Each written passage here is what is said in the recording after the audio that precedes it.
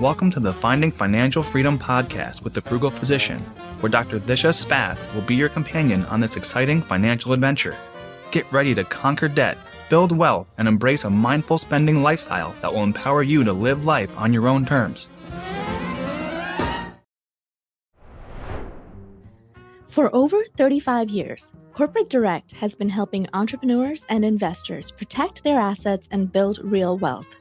Founded by Garrett Sutton, a best-selling author and advisor to Robert Kiyosaki's Rich Dad team, Corporate Direct provides professional asset protection, high-quality incorporation services, and strategic advice for real estate and investments.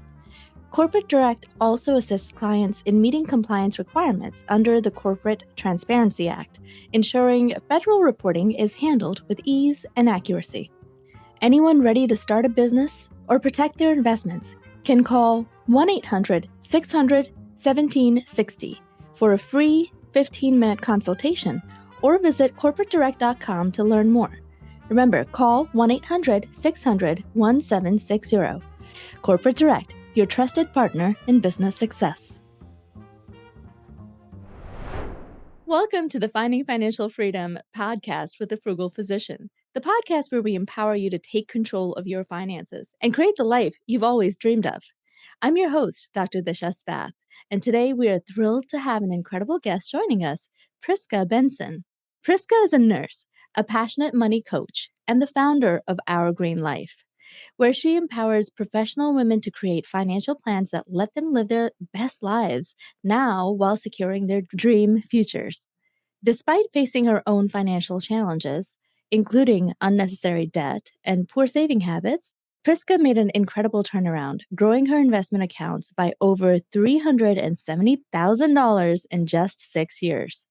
Driven by her love for her Haitian family, a zest for life, and a desire to help others, Prisca brings her unique perspective to financial coaching.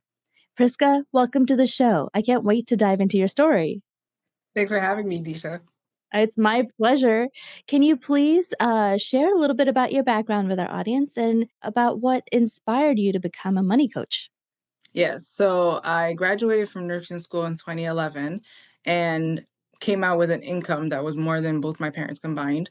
So that felt like a lot, like instant riches, right? Yeah. And so I made a lot of mistakes I didn't even realize were mistakes at the time, but I was spending that on my credit card, just paying it off just enough to build it back up. I got unnecessary school loans so I could get that refund check. I got 2 cars in 1 year. I was doing a whole bunch of stuff because I could, basically.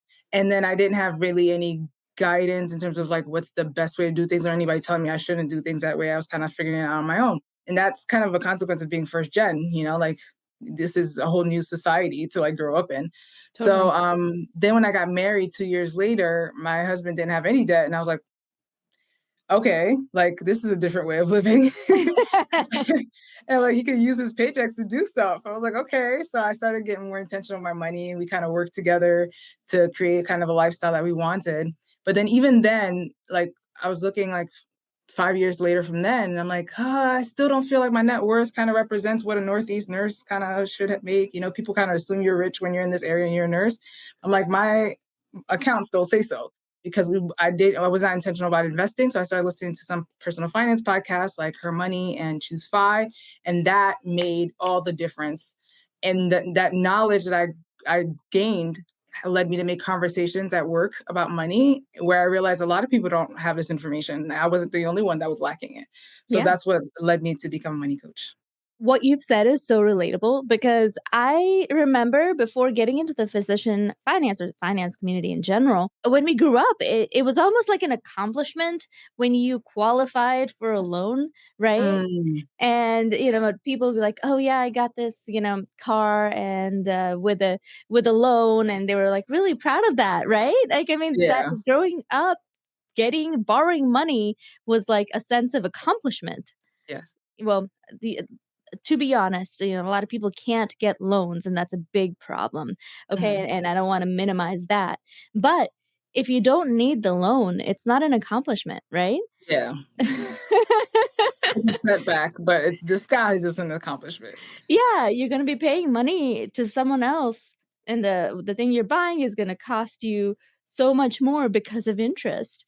Yes. And and once you get introduced to the concept that you don't have to finance everything, and then you can actually have no debt and no recurring obligations, it's really mind-blowing thing. Yes. It's a great feeling. Yeah, it's a great feeling. You don't think it's possible in this day and age in American society, but it totally is. And that's what the value of these podcasts, of this personal finance community is, I think, is that it introduces everyone to people that they might not meet in real life around them, but people that are living life with a different mindset that they can also adopt and then have that virtual community going forward. So I thank you for coming here and discussing what you've done. So let's get into your mindset and how you developed this plan. So how did you shift your mindset and develop the plan that helps you grow your investments over $340,000 in 6 years? So first off, it was attaining the knowledge, right? So one is I had to want something more for myself.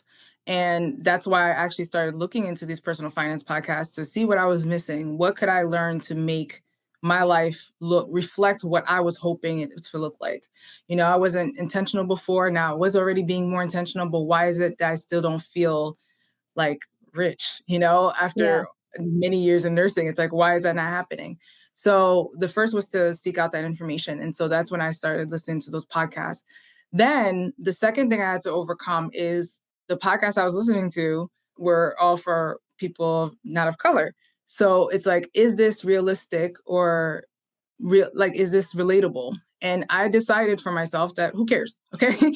Like, just because they don't look like me doesn't mean their advice can't come to apply to me. So I went to, like, I knew like not every single thing that they would do would apply. And there's certain things, not just because of color, but even for just my own personality, like certain granular things that I wasn't into, like watching how many dollars per meal, like that. I wasn't into all that, but I could take all the information, funnel it into the things that I'm actually interested in doing, and then applying those. So one of the biggest adjustments I had made that was like, that made the biggest difference overall was at the time I was investing in my 403b. I think it was like 7% just to get to match at work. Mhm. And that's basically what I've been doing when I got that job. But then after listening to the Personal Finance podcast, and they're talking about maxing out your 403b, which was never a concept for me. Never thought of that. Like, I never even heard anybody talk about maxing out their retirement accounts. So I was like, let me do the math. I'm a very math girl. So I sat down and did the math. I was like, what would it take for me to max out my retirement this year? And I saw it was like 20 something percent. I was like, okay, so let's see what this is gonna look like. And I honestly, I was like, let's take a chance, a flyer on it. So I went and I put it in went into my plan, made the adjustment. I believe Mhm. it was, I think it was like 18%. And I was like, if worst comes to worst, if I hate it, I just change it for the next paycheck. And that's Mhm. the other thing. I think people feel so like they have to make a decision, it has to stick. Like, you can adapt, Yeah. So I did it, and I didn't freak out. I was able to still like live and pay my bills. I didn't feel wildly uncomfortable. I was like, okay, let's try it again. Just like let it rock and see how long I could do this. And then so now I get to the point of maxing it out every year because I allowed myself to feel it out first, take that Yeah. chance on it. Yeah, and honestly, if you're doing it pre-tax, it feels a lot less painful than you think it's going to, Yeah. because you're paying less in taxes, right? A lot of Mhm. that extra income that you were not seeing before was really just going to taxes. So now it's Yes. going to you, right? And for your Yes. future. So it's a win-win. Yes. Well, that's wonderful. Yeah, that's a huge point that maxing out the 401k, 403b is totally important, and utilizing those tax advantage accounts is Oh yeah. very, very powerful going forward. So that's one thing that you did that was very impactful. What are some common challenges, though? I know you coach people and you try to teach them this process. What are some common challenges that you see when starting their financial journey? What obstacles do people come up with the most? So one I think is mostly their mindset. So a lot of people feel like they don't have enough, everything's too expensive. They can't afford anything, so kind of like they live by by the seat of their pants. Yeah. But most of the time when I meet with people, they actually find the relief that they have more money than they thought. It's just they're not giving thought to how they're spending their money. So with that regard, like they're able to have a more positive feeling when it comes to their money. The other challenge that comes about is people who just don't realize that there are like certain habits that they have. So one of the funny things that came across, I think in like a TikTok or YouTube video, this person's like, you could save money by like quitting a habit. It doesn't have to be a bad habit, but just a habit. And how much money would that free up? And it's like, but are people even thinking about that? Like where this stuff is going?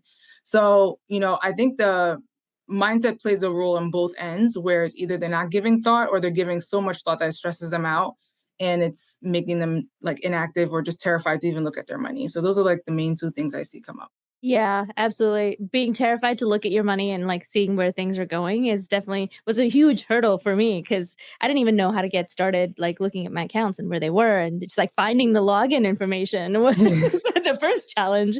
But the second challenge is like actually just sitting down and looking at the cash flow because much like working out where people say, "Oh, I don't have time to work out."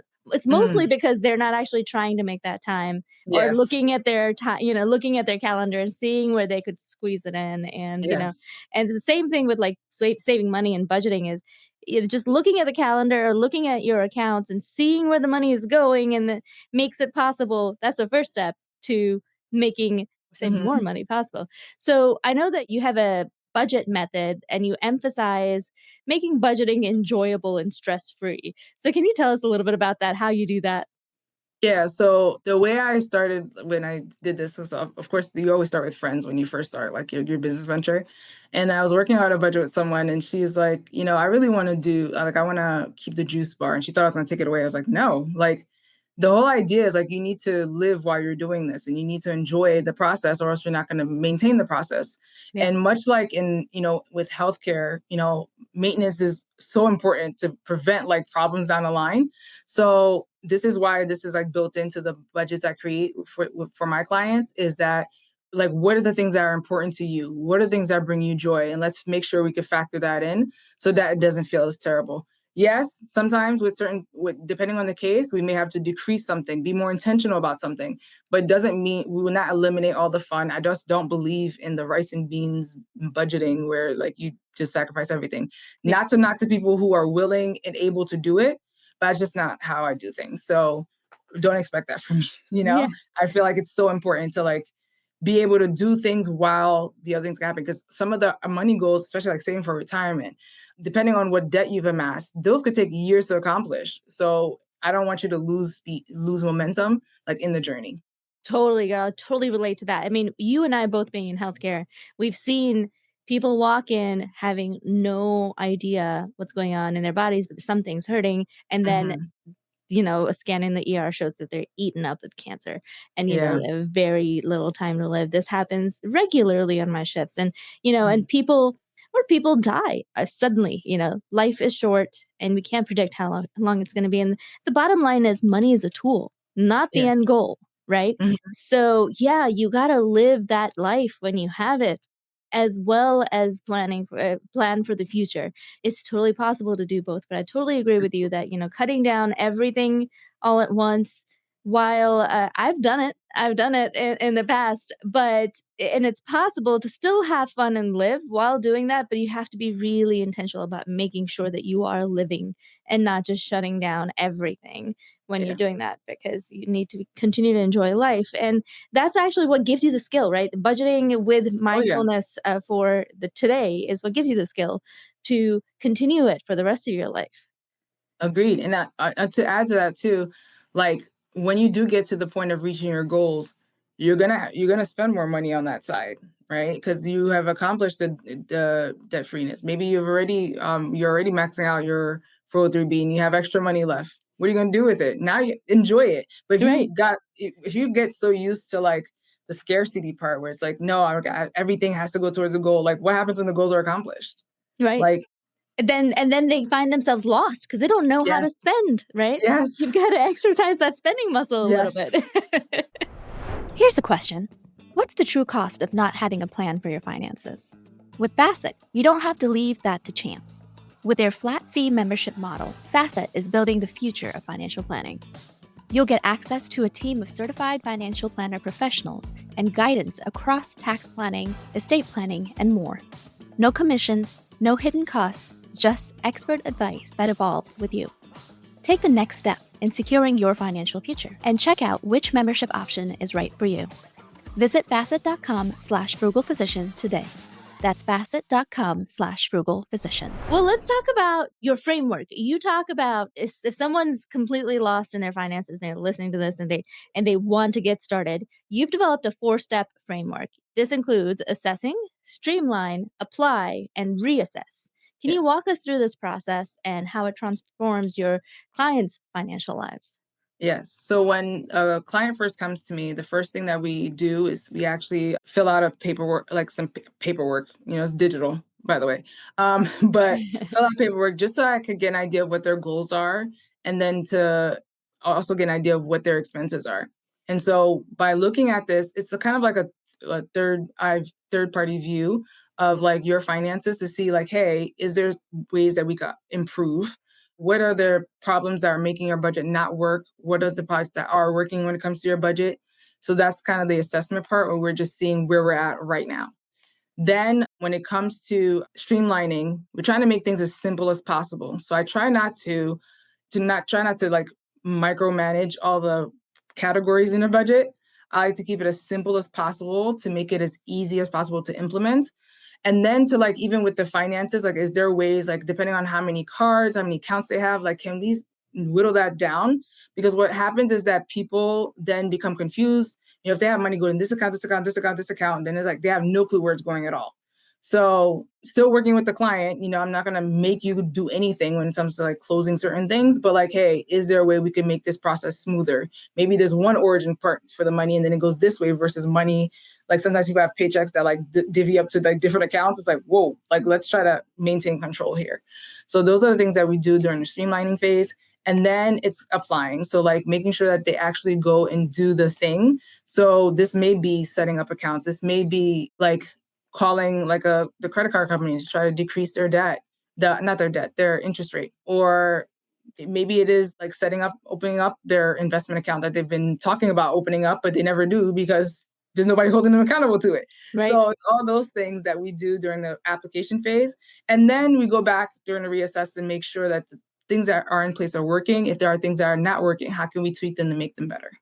Nice. I like that. And it's really, I think, useful to have someone at your side to walk you through that because, yes, analysis paralysis is a thing and, procrastination is a thing. Yeah. So I wish I had that, I started all this kind of on my own and I did it on my own, but it would have been a much faster process if someone had been coaching me through it. Agreed. And I actually did it on my own too, which always like, I'm like, yeah, technically anyone can do this on their own, but you have to be willing to put in the work. I'm like, the time it took me from when I first realized I wanted to change to where I am now, I'm like, I could have been miles ahead, if I had gotten assistance in that way. And it's not like I didn't pursue any kind of assistance.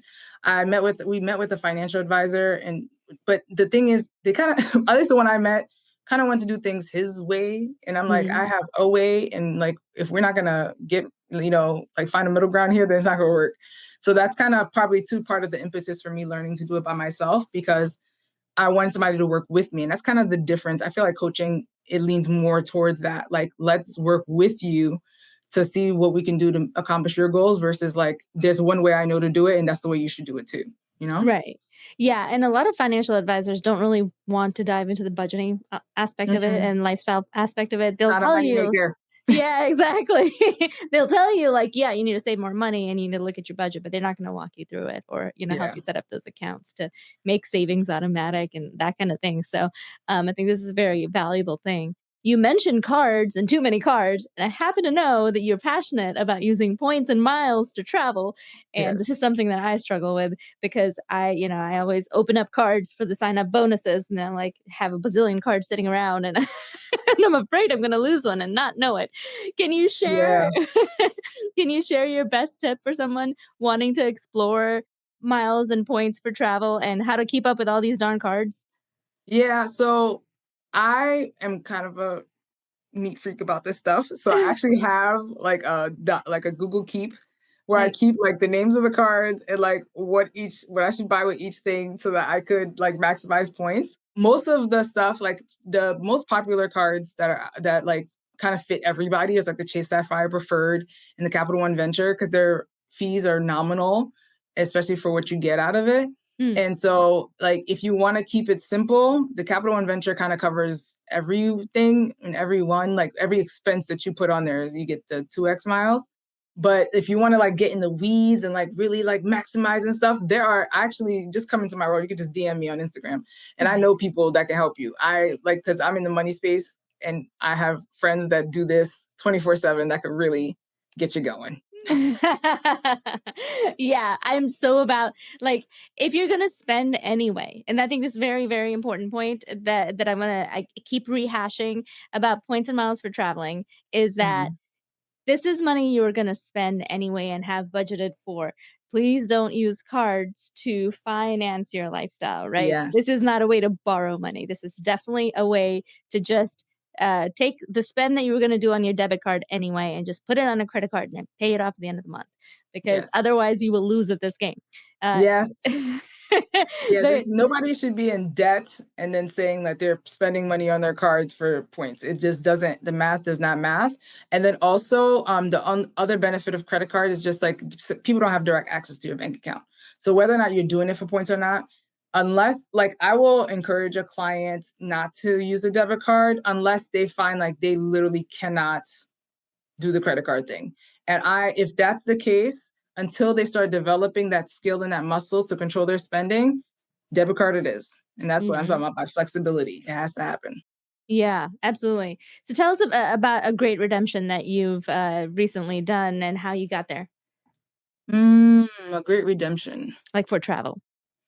So this is interesting. So I had a trip where I went with my friends to Bali and then had to go to Italy, which is like 3 flights. That is a long ways. It was lengthy, but fortunately, between all of that, I don't think I think when I tabulated all the money, I think I spent like $3,000, and I was like, this is like insane. That's for like a week kind of each. I didn't even spend that much money. Oh my It god. was really just like I ate a lot. The housing we paid for because we did mostly Airbnbs, and then partial of the flights, but like for 2 weeks. And this included like part of it was my husband was on part of the trip too, so that includes him as well. Oh So wow. like Yeah, this is that is amazing. fantastic. That is like an around the world trip. Yeah, And you that's what did it it felt like. 2 weeks. And that's a lot of travel and a lot of miles that you got. Yes. That's amazing. You know, I've recently found the Marriott Homes collection. I forget what it's called. Villas by Marriott. So you can use points now to book like a Oh, whole nice. house. Yeah. I mean, Marriott points, in my opinion, don't go very far. They're not like super valuable. But in this section, the villas section, they actually, you know, that way you can use points to book a house instead of Airbnb, where you really, unless like you're that. super hacking and doing like gift cards for Airbnb, that's not as Yeah, possible. that's way past my focus. Yeah, and you can't get me to walk in a store unless like it's 100% necessary anymore. Like I hate walking into stores. So if I can't buy it online, it's not happening. That's funny. All right. Well, let's now switch over to anxiety. You know, money causes anxiety in a lot of people. What advice do you have for someone who's feeling overwhelmed by their financial situation and wants to dive in? So first off, I would say seek assistance, because I would say first look at it, but people are afraid to look at it. It's kind of the whole reason why they have anxiety. Yeah. Like I mentioned before, like anytime I've actually looked over funds with someone, it's never as bad as they think it is. I even had a client call the other day, and she's like, I have no savings. And I was like, okay, let's quickly, this is a free call. I was even like coaching her. I'm like, let's run through your numbers real quick. I was like, you have an extra $500 a month. She was like, okay. I was like, what are you doing with that money if you don't have savings? Yeah. She's like, well, I do crafting. I was like, do you spend $500 a month on crafting? She was like, no. It's like, so where's your money going? So you feel like we're anxious because we don't have money in savings. But the reason we don't have money in savings is because we don't know where we're putting our money. It's not that we don't have it. to put away. Like this is after we talked about her housing costs, her groceries, eating out, any of that stuff. We counted for everything. Yeah. And she still had $500 left. And so I dare you, okay, to either look at it yourself, or if you really can't, allow someone like me to help you. Nice. Nice. Yeah. And oftentimes the answer you find is actually very positive, right? Like there was like this extra layer of money that was in your checking account this whole time that you didn't know was there. And just looking and tabulating makes you feel better. And that's kind of where I am now, is like Yeah. I get super anxious about money all the time.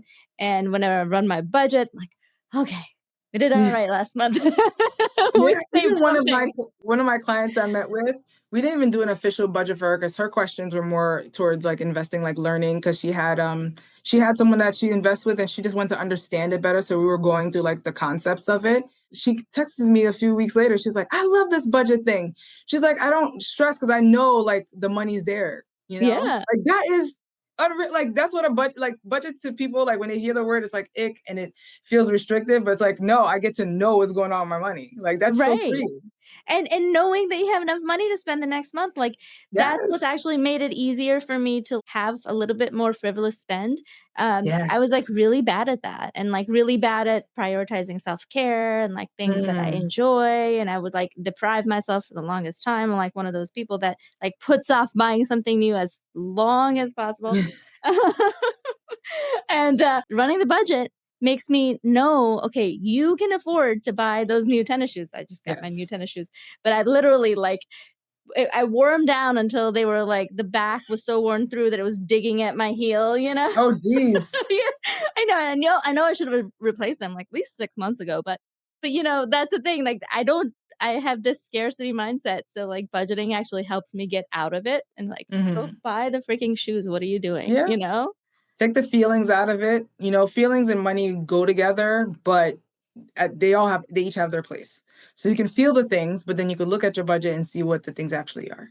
Yeah, absolutely. Well, thank you so much for coming and sharing all this positivity with us. I'd like to end today with a fun rapid fire segment. These are quick, lighthearted questions to get our listeners to know the quirky side of you a little bit. Are you ready? Sure. All right. If you could travel anywhere for free using your points and miles, where would you go? Tanzania just came on my radar. Yes, on my radar too. That sounds it's so amazing. It looks amazing, but it's hard to get there. You have to, fly to Europe and then down, which sucks. Yeah. Yeah. What's the funniest and most unexpected money-saving hack you ever tried? Okay. So it's unplugging appliances. So whenever we turn off the television for the night, we unplug it. Yeah. And at first, this was like the oddest thing that most people like. Is like, who does that? Like we use it, but we realized that it Yeah. still drains on your electricity. Oh, And I don't yeah. know what huge impact this makes on my budget. 'Cause I've never like looked before and after because we've been doing it for many years now. But I think that would be like on a strike of something odd that like is a little different to save money. That's what it is. Like everything, even the toaster oven, we just unplug it when we're Uh, not using it. Girl, that would be a fantastic idea for a blog post, like just to see the difference between, don't change anything else, but see the difference between unplugging your appliances or not and what your bill does the next month.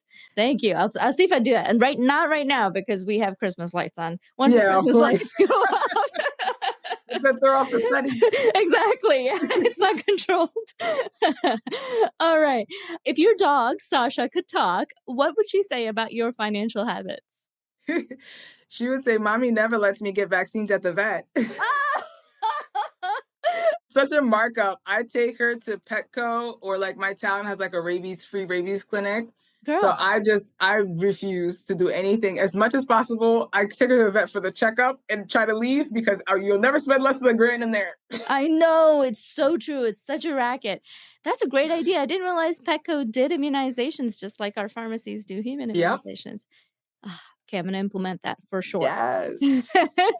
What's your go-to guilty pleasure when you're treating yourself? Food. I really enjoy food. Technically Yeah. travel too, because I like exploring culture through food. Like I love that. it's just like my favorite thing. What's the best thing you've tried recently that was new? Ooh, best thing I tried that was new.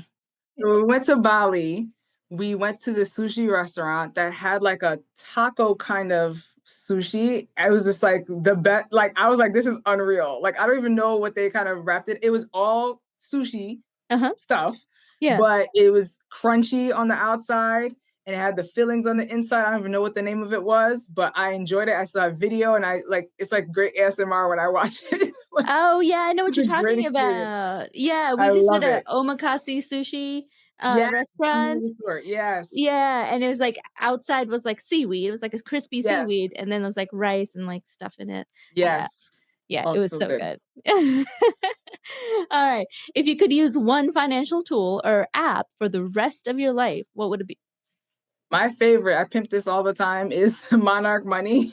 Oh, really? You like it? Yes, yes. So I was a Mint user before, and though I liked Mint, when they closed down, I was like, I wanted to go to something paid because I do recognize that it comes with, of course, people using your data. If it's free, they were always like pushing like cards or like loans on you. Yeah. So I was like, now it was between choosing like what I want to do, YNAB or Monarch, and Monarch seemed to fit my personality more where I do like I don't penny pinch, like the transactions obviously come automatically like with any platform, Mhm. but I don't have to like assign it to everything like you have to do in certain apps like Like you YNAB. categorize it? Yeah, you can categorize it, but Okay. like it doesn't force you to like assign every income like a job. Oh, So good. I use it more to monitor because I have like a good handle on my spending and my budget now. So I don't feel the need to micromanage it. I think it's great for the people. YNAB has changed lives. This is not to knock down YNAB, but Absolutely. I just don't want to do that for me. So Monarch Money, and it makes beautiful little charts. And now they even made me even happier by introducing flexible budgeting. So there's like Oh. literally, it's like, hey, this is how much you put aside for spending. It's like literally looks like my budget. How much you set aside for savings? How much you set aside for like investing? That's it. Like call it a day. Nice. Oh, good. Okay, so like more like a pay yourself first strategy where you just like Yes, save and spend and then do whatever you want with the rest. that's Uh, it. Love it. All right. If you could invite one historical figure to dinner to discuss money, who would it be and why? So I'm not a big history buff, but I know my person that I would like to speak to. He's presently he's alive today. Is Mark Cuban. Oh, I okay. watch a lot of Shark Tank, and like I just love his approach, his approachable nature when it comes to like investing and stuff. And I just would love to like pick his brain on like what like helps him make the right certain choices. I don't necessarily want to invest in businesses like that, but I just like his relatability and like just to kind of like see the world through his eyes. Love that. Well, Mark Cuban, if you're listening, you got a fan and you know where to reach her. You will in a I second. keep putting it out there, like who knows where we'll get at. Yes, Prisca, this has been so much fun. And it's such an enlightening conversation. Your stories and insights are truly inspiring and amazing. Before we wrap up, where can our listeners find you to connect with you? So if you're on social, which a lot of people are, on Instagram is under my business, Our Green Life, NJ, like New Jersey. Or if you're on LinkedIn, Prisca J. Benson is my name there. That's my name everywhere.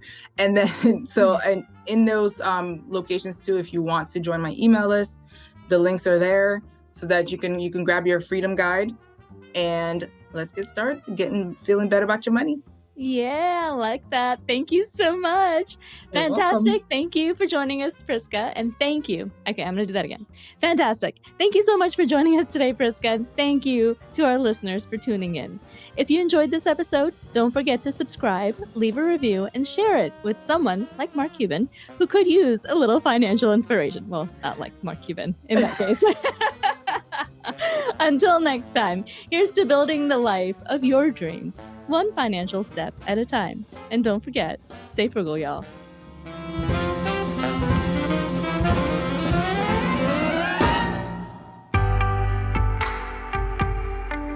Pearson Ravitz' story begins with Dr. Stephanie Pearson, a passionate OB-GYN at the height of her career. But then, a shoulder injury struck during a precipitous delivery. Her dreams were shattered, leaving her unable to practice medicine. Determined to make a difference, Stephanie became an advocate for her peers, guiding them through the complex disability process. Alongside insurance expert Scott Ravitz, Stephanie founded Pearson Ravitz, a company determined to approach insurance differently. Together, they set their mission to educate and empower physicians to protect their most valuable asset, their income, and the most important people in their life, their family. Today, Pearson Ravitz serves the medical community in all 50 states. At Pearson Ravitz, they understand the unique concerns of physicians. Physician-founded and physician-focused, Pearson Ravitz builds human connections before they create quotes. Life can change in an instant. It's hard to imagine that a sudden illness or injury could leave you and your family in a devastating financial situation. But with a little planning and guidance, you can prepare for every possibility. Visit PearsonRavitz.com to schedule your consultation with a Pearson Ravitz advisor. The content shared on this podcast should not be taken as individualized financial advice. We are here to share our knowledge and experiences, but it is crucial to consult with professionals such as accountants, financial advisors, or attorneys who can provide personalized guidance based on your specific needs.